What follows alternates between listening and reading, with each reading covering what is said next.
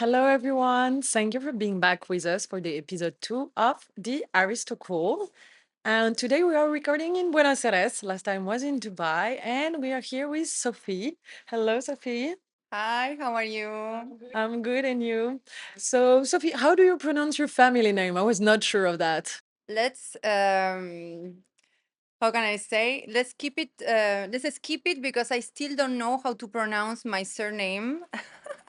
All my life I pronounce it wrong, and I always say Sucra, but it's not Sucra.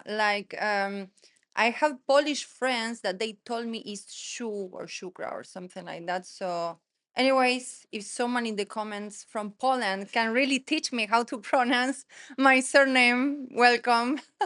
Are from Argentina and Polish, right? Yeah, I born in Argentina. The grandfathers of my mom and my dad. Yeah, from both sides. Yeah. Okay, amazing. Amazing. And so Sophie that we have here today, she is an international model. She worked in PR. She's the founder of several creative projects where she's bringing together the fashion, lifestyle, and conscious experiences. And we have her today for this episode of the Aristocool. So, Sophie, tell me a bit about you. How did everything start for you as a model? Okay. Basically, when I was very young, when I was little, You still are? I am, but it was kind of had two options, you know. People told me you should be a model or basketball player. I try to be I try to be basketball player, but I didn't like at all. Yeah, when you're tall, it's always model or basketball player. And actually, I'm very sensitive, and I remember I was playing, and they were grabbing my clothes, and I was like, no, this is not for me. And then I was like, okay, I'm gonna try to be a model, and I kind of visualize myself doing that, and I just wanted to do that. How can I say? I wanted to start that career, then to get into something else later. Okay, yeah, it was like a first step for you. Okay, interesting. And did you already, like when you were young, feeling different than the other? Feeling connected to spirituality, or did it came later? If I felt different when I was young, yes. Um, I re- yes, exactly. Yes, of course. I remember my mom and my dad, they used to watch a lot of documentaries about the universe, the pyramids, all these kind of things. And I remember I was in the school like this, tuning out, like thinking, oh my God, about these things. And my friends in the school, they were playing. And yes, in that sense, I felt super different, like connected to that. Yeah, and me, it's funny because it's a bit the opposite in the mean where my family was not at all like this, but I was still feeling different, feeling super empathic. But then it was a bit like, being in a family where the people are like, what are you talking about? So because spirituality is not their jam, if I can say. So me, it was the opposite. It was like in my own home. And then I was like, so to give a bit of context, Sophia and I, we are both traveling and living in different places a lot. And we did met through a common friend in Dubai. And as Sophie is also from Argentina and that I love so much Argentina that I'm now here for an undetermined time, we did connect here in Buenos Aires with Sophie. Yeah. She's practicing her French and I'm practicing my Spanish. And so you were saying that you knew that modeling was kind of a first step. When did it was something where you knew, okay, now I want more than that? As I told you, I think I always knew I wanted something more than modeling, and modeling for me was the first step, maybe to seek validation or to become famous or known, and through that to build other things. I always knew I wanted, I don't know, to leave a step mark in the world or to do something. And but that I was gonna strategically, I was using modeling then to achieve that. Yeah, of course, of course. You describe it yourself as a multifaceted person, which I am too. I think it's like two ADHD in a pod. What does it mean for you to be multifaceted, first of all? For me, it means to do a little bit of everything. I think, and this is from my point of view, to know a little bit of everything empowers you. It makes you wiser. In terms of work, you know what to deliver, what to ask for. If someone is cheating on you or something, like, you have this power. So um, I think it's a good tool. It's good. Yeah, but I know that one of the things when we are multifaceted, multi work and everything, sometime can happen to me. We lost a bit ourselves with having too many projects and creative stuff. How do you deal with that?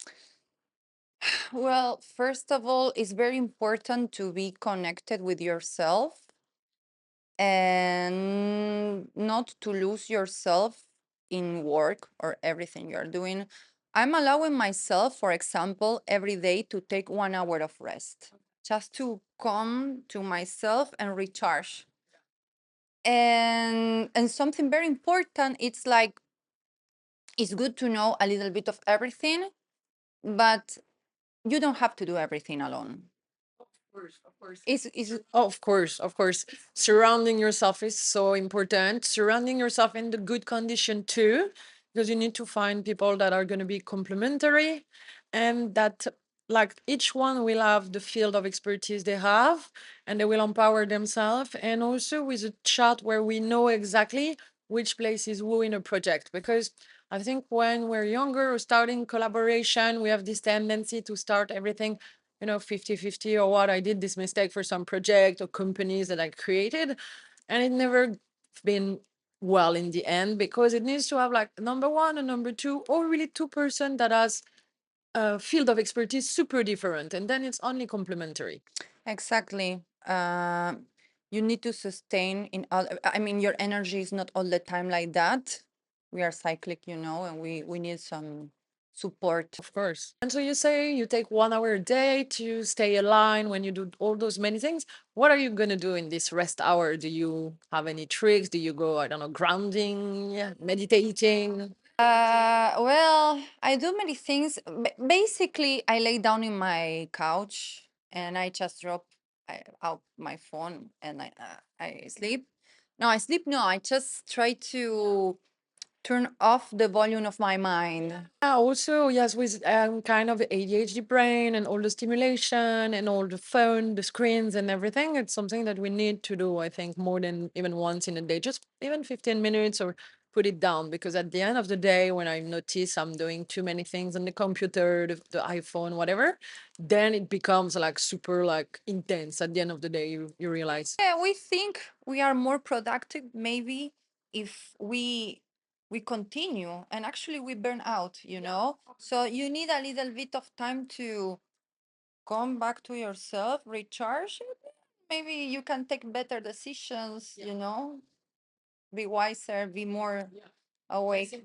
Yeah, 100%. Okay, so you're someone that is really into spirituality, all those things. That's something we are connecting around actually. And in this concept of the Aristocool, what I want my guests to do is to present two starter pack. One is going to be the starter pack that I'm calling accessible. So my guests will give 3 to 5 advice that are mostly the closest to cheap, easy to put in place if you want to connect to your spirituality. And then we will do a starter pack that will be a high-end starter pack with no limit of cost and can be more complicated to put in place, but to have the both point of view. So what would be your starter pack, the easy one for someone that just wants to connect a bit more and get into spirituality? Everyone is different, but from my experience, to read a book. Okay. If you feel interested in some topic, to explore about that, to read a book. Maybe if you don't like to read, to listen to a podcast or to listen audiobook. This is one thing. Otherwise, you can try. You have like a good book that you would recommend for someone that want to deep dive? Well, my favorite one is The Power of Now, Eckhart Tolle. Yeah, this is my favorite, but it depends what you are into, you know? Okay. Okay. Okay, amazing. No, no, of course. But the starter pack, the point is for you to give an advice for someone that want to go to this kind of spirituality. Eckhart Tolle because it explains you how to. Actually, it was one of the first time I could see my ego and separate myself from my ego through the reading. So it was a very interesting experience for me. Okay, amazing. So book, podcast, or Joe, any other? Maybe it depends. It depends if you are more about your body or in personal. I like to know a little bit to get some knowledge, and then I put myself trying things. But maybe you just go and try one activity. It can be sound healing, breath work. Sound healing is really nice. You can find some that are accessible budget. Of course, there is every sound kind of sound healing, but sound healing is really, really nice. Even in your home, you can put, hertz frequency on YouTube, this kind of stuff. It's really good to reset, actually. And I would add like grounding, go because we're so much at home that and most of the time in flats or whatever, so we're not close to the ground and not especially not in the grass, and it's so good like connecting to the nature, going even like 10 minutes a day. Doesn't need to be a long time, we're all busy life. But it's funny because in my building, there's the day I was in my balcony and I was having lunch because I'm trying to not be with the screen for lunch and put myself outside with a bit of sun, even though it's a bit cold right now. And I was seeing one of my neighbor doing the same. He goes next to the pool. There is like a slot like this of grass. He go and he ground, and I do the same. But it's so important. Then you don't have to say like, oh no, it's 10 minutes. It's so important and so meaningful for your body. So it's amazing. Yeah, yeah. Number one, when I was saying 10 minutes, is some people can be impatient. So if you to tell them you have to go 2 hours, they go, I mean, for the people that say, oh, 10 minutes now for your life. 10 minute works. It's like because it's a reset, and it's also about building the habits. Because every habit you take, if you start directly by 1 hour, you will get bored and you won't like it, and your brain will make a resistance to do it the next time.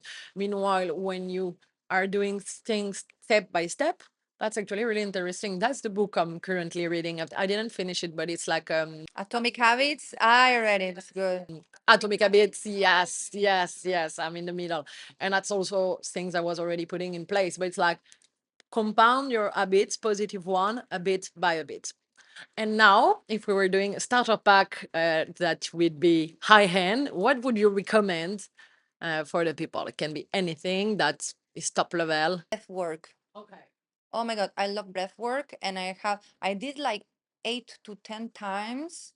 I had a very good experience because actually it's crazy. I mean, I don't know how to say, but it's kind of like at some point you get high, but with yourself. Oh, yeah, yeah. Oh, yeah, yeah. 100%. 100%. And most of the anxiety nowadays is also related to the fact that we don't breathe correctly. Me the first, and it's with my shaman that I started to do some breath work again and feel better. And now I need to do it again. I forgot, but you're releasing some substance. I forgot the name, and that's the one I don't remember. I mean, it's not like you hallucinate because you don't do, but after, I don't know, half an hour or 40 minutes, you start to feel like, whoa, I'm so deep inside of myself. And I'm kind of maybe feeling something that I was repressing, or maybe that is not from myself. And you really, Feeling strong feeling can come out too when you do really like for this kind of session. I like to go, for example, in Dubai. There's this place I like, Seva. I love it, and they do some. And but like because at home, sometimes I don't have the consistency to do 40 minutes. Like my brain, I'm gonna do 10 minutes, and sometimes I'm like I get a bit like in the middle. But like when you do it really properly, it puts lots of stuff out. It's actually quite yeah, if someone guides you, is the best. amazing, really. And there is like, what could we add for this high hand practice you can do in spirituality? Maybe some retreats. You go do the best retreats in the really nice place with some real people. We're not talking about just people that are here for money, but I would add that, because when you go do a proper spiritual retreat, it's actually quite amazing. Last year, I went to a retreat that my girlfriend organized, and I helped her too in Sri Lanka. And it was a breathwork retreat. Oh, it was amazing, especially after being so long time in a city like Dubai, that you need to leave the place and breathe out, you know? Yeah, because Dubai has a really strong and business energy, patriarchal energy. Yeah, it's super draining. It's also, it gives you a lot. You can manifest a lot. It's like, it's really both, but by moment you feel like drained and you need to get out.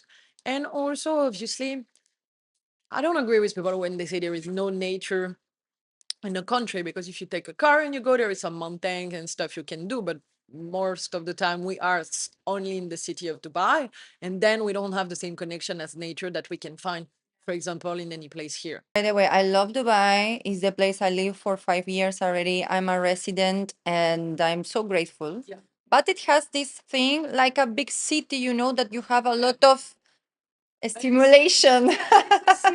And it's a city that is about excellence and that is about productivity all the time. You know, it's not a city like Dolce Vita. You don't rest. You work from Monday to Sunday. You have to be available, and it's because la crème de la crème from all the different places of the world come here, and it's a competitive city, and you have to work if you want to be there. This is something very important you say, because it's a city that is very productive, and it's kind of, it has this kind of masculine energy, but in terms of being lineal, you know. And we are women, we are a cyclic, and if we are all the time doing, overdoing, at some point you disconnect from yourself. And I found myself sometimes like, I don't know where I am, I don't know who I am. Yeah, that's true. And like, yeah, Dubai definitely have this really like strong and masculine energy.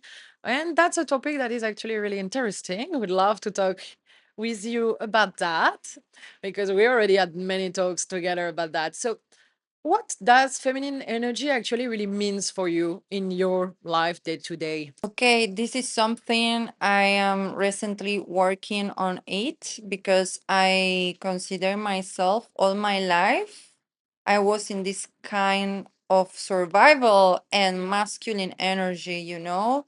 I have to do everything alone. I have to be perfect. If I'm not productive, I'm not anyone. And it's not like that. I mean, at some point, I felt affected, even emotionally, physically, mentally. So, feminine energy, and this is very important when we are talking about energies, it's about the nature of the energy. We are not talking about man and woman, okay? So Because to put a brief in that, it's like each person, so man or woman, even places, cities, plants, whatever, of the both energy. We have both masculine and feminine energy. And that is a polarity that can also change in function of your environment and in function of what are you feeding, because some activities are going to be more feminine and some are going to be more masculine. The same way for food or for anything. So it's a question of balance. It's exactly the yin and the yang. So that's what we're talking about, not men or women. exactly. So what I'm doing recently is trying to nourish more that, because I, as you say, I felt this imbalance in my life. Yeah. And in my personally, I really wanted to feel more identified with that energy. I was missing it, no? Um So I started to give myself more space, for example, for resting, time. Because it's also something, I guess, when we are entrepreneur and doing business by ourselves, we both are in kind of the same situation with a bit different paths, but we have a lot of common points. And I did feel exactly the same as you. and it's push you because you have to do everything, and it's a lot of masculine energy to carry a business in this way. So that's why, on top of the survival mode and what society can push you to be, that when we choose this path of work, it push you in your masculine way more because you have whole day to support all the and take all this energy to carry the business. Yeah, and we are cyclic, you know. This is our nature in our bodies. I mean, I'm talking as a woman, no? So if you're all this time in this masculine energy, it kind of disconnects you from yourself. And then like you're not more creative, you are far from love, then I don't know, maybe you see yourself. Yeah, it happened with me that I was growing a lot in my business, but I was feeling a little bit unhappy, no? So it's very important to connect with this because actually it makes you grow, but with this shining and motivation and purpose of life. Yeah, of course.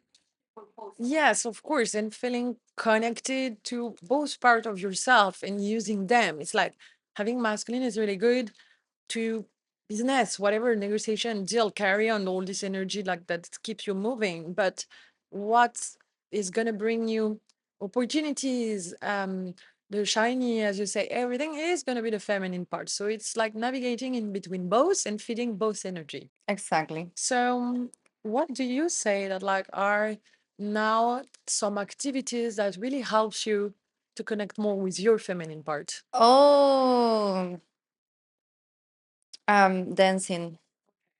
Uh, I don't consider myself a professional dancing dancer, but moving your hips. Yes, I do agree 100%. Did started in France. Dance here is like kind of cabaret with like this teacher that is super famous and super good. And this is funny because at the beginning it's like group class, obviously, but like you're a bit goofy and whatever. And then you start to feel way more in your feminine and even in the way your posture, how you act, how you speak and everything. But it's kind of delayed. It's not like you do one class and it happens, not three classes, but then when you do it on a regular basis, 1 month after, you're gonna feel like more in your feminine. So yeah. There's a lot of power between our hips and the power of creation and the power of the desire. And we have to connect with that to align with our heart and with our mind too. And one of the powerful tools is like to the I wanted to learn belly dancer. I didn't have time. Maybe this time when we come back to Dubai, we should try.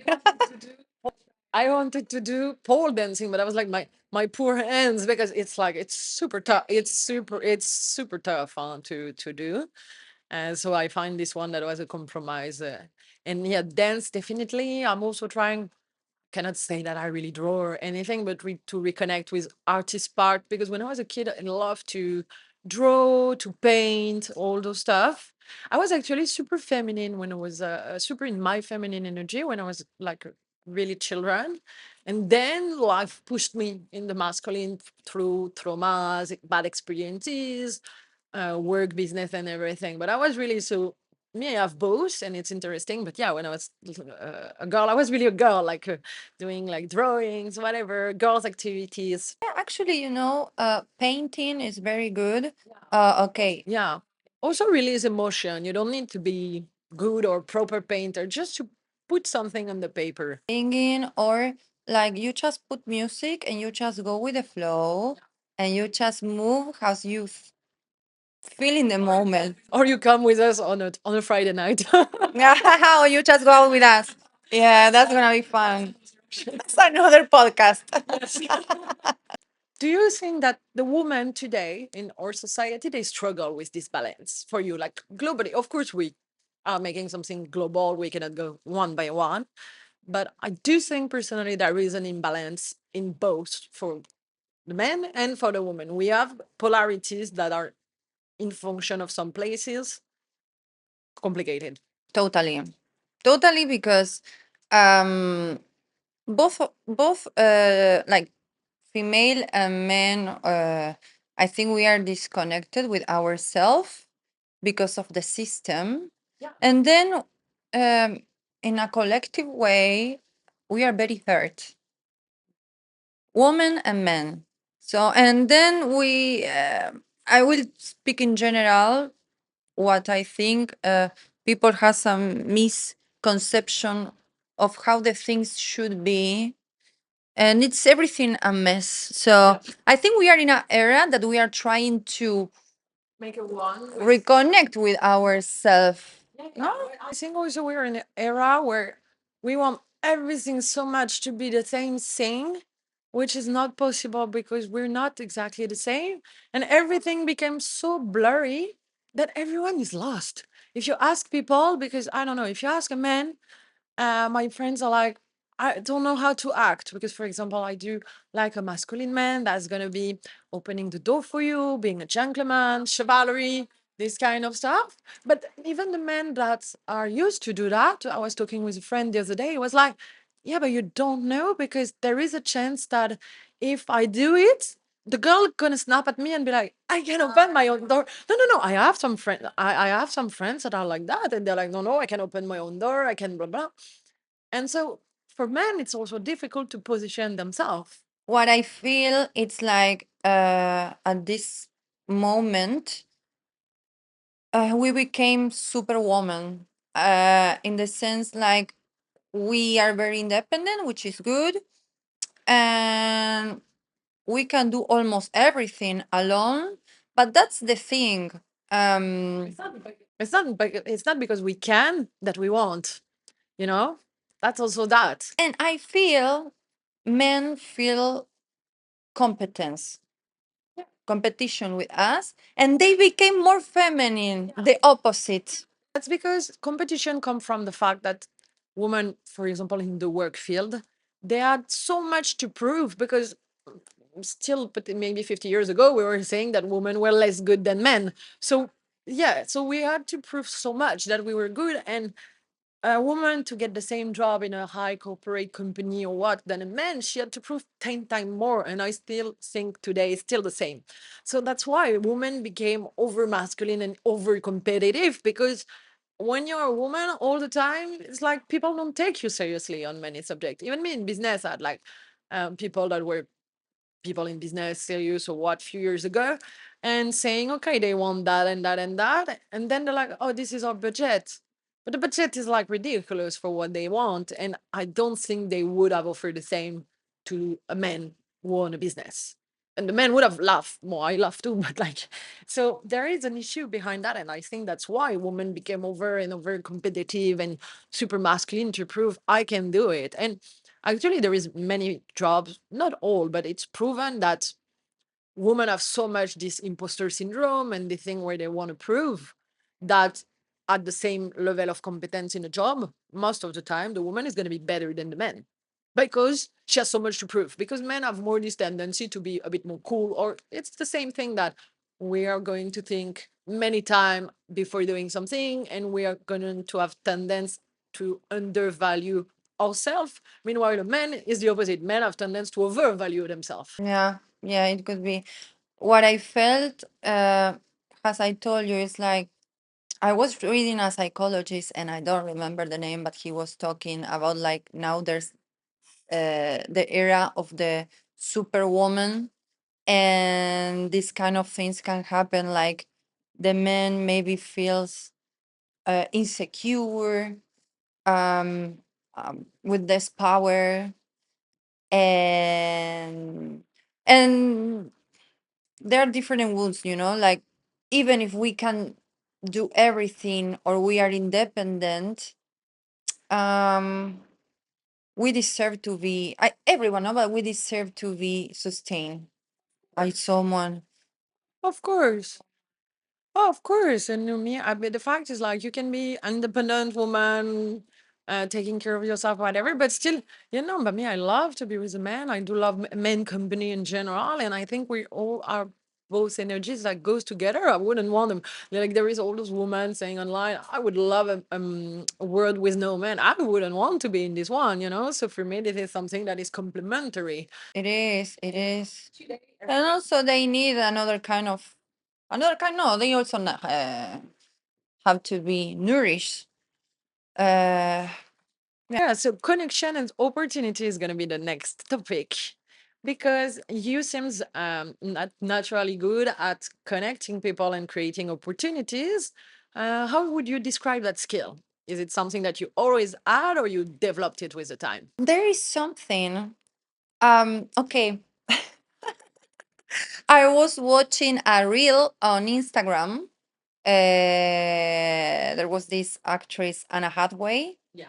and she says something like, "No, I don't drink for 7 years because my personality it has two champagnes already in the bloodstream," and I kind of feel related. I kind of feel the same. I don't know. I think I'm fun. I'm very sociable, and also it's very easy for me to connect people. And also, when I connect with someone, I have the vision if I can create. It's like I see the business side if I can if create something with this person or not. So yeah, this is everything that's happening when I'm connecting people. And like, yeah, that, and obviously that's a really good skill for what you do and your job and everything because it's like part of your activity to connect people. You made it a business at the end of the skill. Yeah, yeah. No, but that's a skill because many people sometimes, my mom, she was like, because I went out quite young and I met many, many people. And one day I started my own PR agency and she was like, are you gonna justify me all those night outs and all those restaurants and whatever now and tell me that's your job? I was like, yes, mom, it's exactly that. Let me tell you something.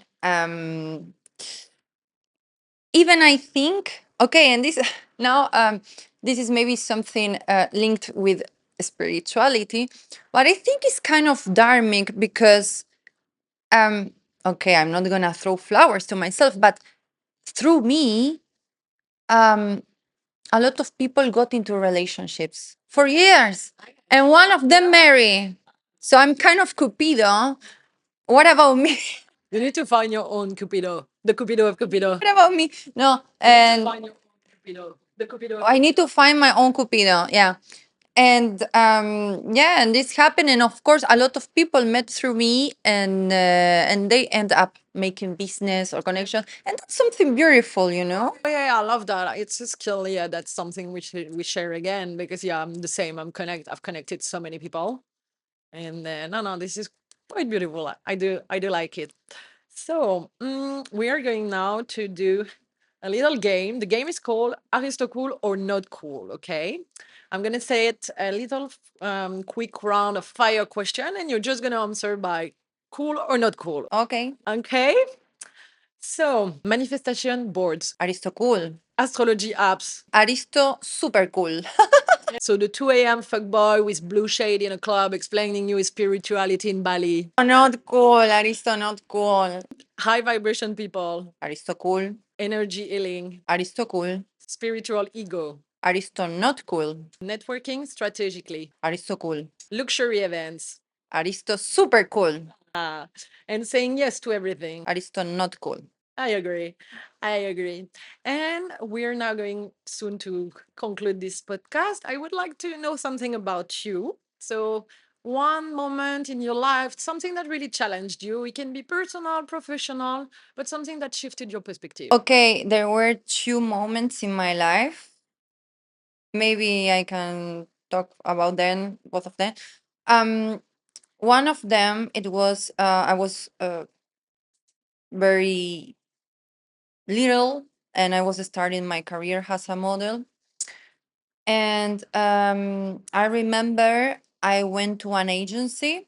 I just was doing a casting, and the manager of the agency he told me basically, you are not worth it as a model. I don't like your body. You are horrible, like that. And I was like, Especially at this age. It's like I was such a like 15, 16, yeah, 15, something like that. So I remember my dad was waiting for me outside with the car, and I was crying, but there was an animal instinct inside of me that I went to many agencies, and many of them were like, oh no, I don't know this and that, and this one was the worst. And I was like, no, there's something inside of me. I believe in myself. I believe in myself. I'm gonna keep trying. So then I went to an agency, and it happened actually the opposite. Like the owner, it was a woman. She looked at me and she really loved my body and everything. Turns out, I did a show with a body. It means like uh, I was like, yeah, with a like a bodysuit. I was not all covered, you know. The other guy say to me, no, the only show you can do is if you are all covered. And I remember I was in the magazines and everything. And after one day, this guy called me, Sophie, you look amazing. You look amazing. You did. They have no shame. You know, they still made the call. Like if I had insulted someone like this, at least I would shush.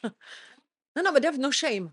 No, no, no. This guy said, you look amazing. Listen, you're selected. I have a show for you. By the way, you know, this it has to do with believing in yourself. Yes. And don't take no for an answer. Like, keep going, keep believing. Keep going, keep going. And so you also mentioned your artistic side because Sophie, that is with us, the girl can sing. Yeah, I love singing. Actually, I sing since I'm a very little, like 4 or 5 years old. But this is something I kind of hide from myself because you know when you don't believe in yourself and you're like, no, this is not for me, you know. It's difficult to put yourself out there with this field. Yeah, a lot of shame. I don't know, embarrassed, you know. And but recently that I started to connect with my pleasure, myself, my joy. I realized this is something like whenever I do, I'm connected with myself and I can't explain with something that is beyond myself. Yeah, yeah, yeah. But like voice is like related to God, universe, yourself, feminine side. It's like it's something really amazing that I would even recommend to people, even if they don't really know how to do it. You can do it in your home. But there is a lot about like the throat chakra and everything. Singing is amazing. Singing is amazing. Well, I'm working a lot about that. And actually, let me tell you this, like when you are afraid of something, it is where really you have to go because once you cross the barrier, you are in the next level, you know. So yes, and now Put yourself out of your comfort zone. I think it's the best advice. yeah. So then I say, okay, life is one. I don't know in which life I am. If I'm gonna reincarnate again, I'm gonna do it. Exactly. I'm gonna do it. In this life, not the I'm gonna, yeah, because maybe if I born again, I'm not gonna remember anything about this one. So yeah, and I started to with my singing lessons like 4 years ago, and now I of course I wrote my songs, and yeah, and now I'm on that. I'm on that. I'm super happy that I'm putting time doing something that makes me how can I say bloom. Yes, cool. And so to conclude this podcast, if you had an advice for someone that is younger, want to take the same path as you, anything, what would it be? Not overthinking. Okay, you will always overthink, but overthinking and self-doubt. But yeah, but this is tough to self-doubt. It's tough to beat. It's tough, it's tough, it's tough. But in my case, look, I'm saying this if I could go 10 years ago in a travel machine, I will oh, I will hug myself. I would, yeah, I would, yeah, me too. I would love to have all the knowledge and self-confidence work that I've done 10 years ago. I will tell Sophie, the little Sophie, don't overthink what you are doing. You're okay. Just don't overthink because it will cause you more suffer than you need. Just about that. You can put little Eleanor next to little Sophie. We can tell them together. Okay, it was super amazing to have you. So I know we can find you on your Instagram. I will put the link in the description of the video. And maybe to finish, what is your next plan? What's happening for you career wise? I think you were launching some project. Okay, for the moment, unexpectedly, I supposed to be 1 month in Buenos Aires, but I end up staying almost like three. um, Buenos Aires effect. Buenos Aires effect. So basically, what I'm doing now it's building more my network, especially here in Buenos Aires. That's why I end up staying more, and in Europe, Yeah. and giving a structure to my projects. I have projects. Sophie management that is related with branding, fashion.